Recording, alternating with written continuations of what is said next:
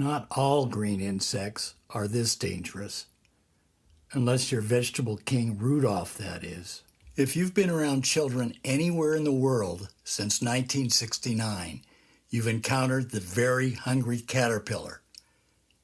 Eric Carle's clever book has been translated into 60 languages and sold over 50 million copies. The munchy, shiny insect green hero is recognized everywhere. Appropriately, chenille means caterpillar in French. Danville calls its rayon chenille color 67, insect green.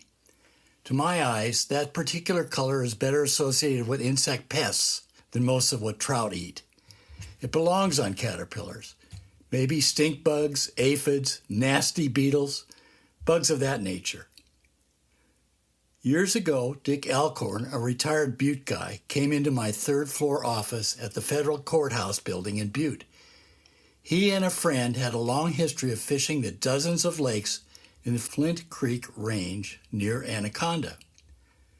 The Flint Creek Range is located east of Phillipsburg and west of Deer Lodge. Dick wanted to inventory the fisheries there. The range is dominated by 10,168-foot Mount Powell. The summit has striking views of multiple mountain ranges rising up like rock waves to the horizon. As the forest hydrologist for the Deer Lodge Forest, Dick wondered if I could help. The Forest Service managed almost all the land in the Flints, but responsibility for the wild things with heartbeats rests with the Montana Department of Fish, Wildlife, and Parks. FW&P adjusts lake stocking rates and species based on their very occasional fishery surveys. Lower use waters, such as those in the Flint Creek Range, necessarily don't receive much attention. We discussed this, but Dick still wanted to compile an up-to-date inventory that would be of interest to Forest Service visitors. I signed Dick and his buddy up to volunteer agreements and wished them well.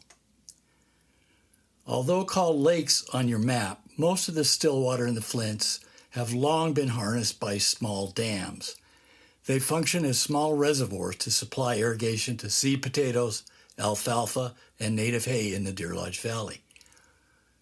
Since the construction and operation of these dams required road construction, the entire range was ineligible for consideration as wilderness during the original 1964 Act and any subsequent roadless area reviews. You can spot some of the fisheries that Mr. Alcorn inventoried from this summit of Mount Powell. There is an upside here. Inevitably, once a chunk of land is listed as official wilderness, hordes of recreationists descend on it. This same enhanced attraction occurs once a body of water is designated as a quality or fly-only water. The late Wayne Hadley, longtime fisheries biologist for Montana Fish, Wildlife, and Parks, earned the burning enmity of some of us locals when he introduced the name and location of a certain body of water, the Hog Hole, into the state's regulations. We felt that it should have been ignored or at least labeled Toxic Mining Waste Settling Pond North. Why did you spill the beans, Wayne? Why? Don't bother looking. The Hog Hole hasn't lived up to its name since Arco expanded the dam of Pond B. Like Wayne, Gary LaFontaine lived in Deer Lodge. Most of the scant publicity that the waters in the Flints ever received came in his writings, especially in his idea-packed Fly Fishing the Mountain Lakes. That's longtime Montana conservation warrior Stan Bradshaw on the cover. The Flint Creek Range is just far enough away to dissuade visits from hip Missoula and Bozeman recreationists, and decidedly not wilderness. The internet-famous waters in southwest Montana siphon off the out-of-state visitors looking for envy-inducing experiences. The lakes in the Flints are too difficult to reach, very rough four-wheel drive roads best traversed in somebody else's rig, and the fish size is too plebeian to warrant hot spotting. Consequently, aside from a few locals, almost no one visits these little lakes. During the course of the inventory, Dick brought in some flies that he'd found effective in the Flints. Most of the flies he brought in sported, yes, insect green chenille. You knew that eventually a tie-in was coming. Preparing this piece jostled a long-suppressed memory. I recalled catching a dandy cutthroat up against a talus slope in a Flint Creek lake on Roy Patrick's Pacific King. It is a fly praised by Patrick that's tied with insect green floss. That fly was promptly put away, misplaced, and the pattern stupidly forgotten until just now. Tied up some new ones just for this story. In tribute to Mr. Alcorn, I keep meaning to tie and fish his pattern spun up with some similarly long-abandoned insect green chenille. Maybe even fish them in the Flints, but only if you're driving. As a fly fisherman, you really should take advice from any knowledgeable angler who'll share.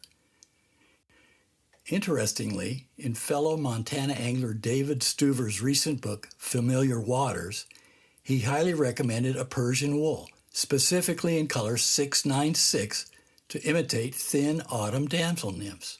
Sure, most damselfly nymphs turn some shade of olive, but here was a bright version specifically to match the babies. Being obsessive, I naturally hunted down and purchased several lifetimes of that wool at a cost of $2. Turns out that color 696 isn't all that different from insect green. There are plenty of places to fish in Montana beside the bucket list rivers. The site noted on this slide can direct you to them. But once you do land a big cutthroat, maybe don't love him quite this tightly.